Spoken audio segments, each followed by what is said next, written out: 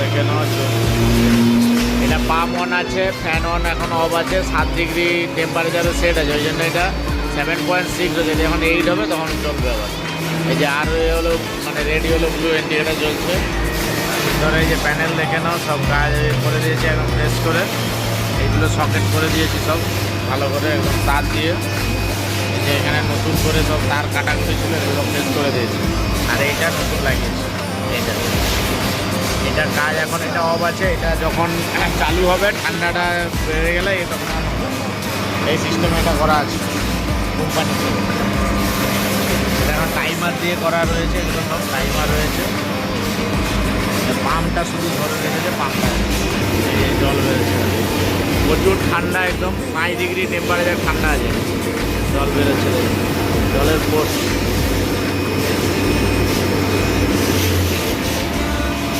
বড় পাম্প দেওয়া আছে, 3 ফেজের মোটর আছে, কত বড় পাম্প দেখছে, ওই জন্য এর ফোর্সটা বেশি। এই যে ফ্লো মিটারটা দেওয়া রয়েছে, ফ্লো মিটার এইটা দেখো দেওয়া রয়েছে পাম্পের থেকে বেরিয়ে, মানে এই যে যেটা আমরা কি বলে এক্সপেনশন ভালভের যে পরে যে মালটা রয়েছে, এই যে এক্সপেনশন ভালভ, এটা থেকে বেরিয়ে যে লাইনটা আউট হচ্ছে সেই আউটে দেওয়া রয়েছে, ফ্লো আউট।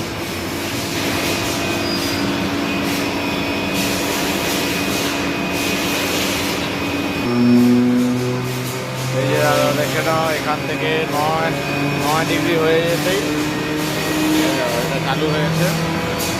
এবার এটা অন হবে পরে।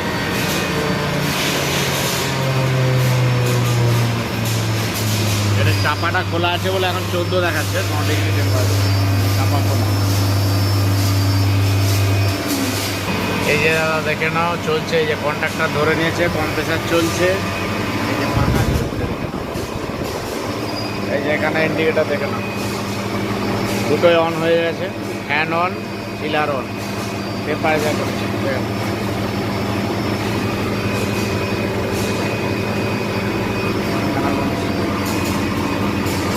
এর হিসাবে এটা 7 ডিগ্রিতেই সেটিং করে দিয়েছি।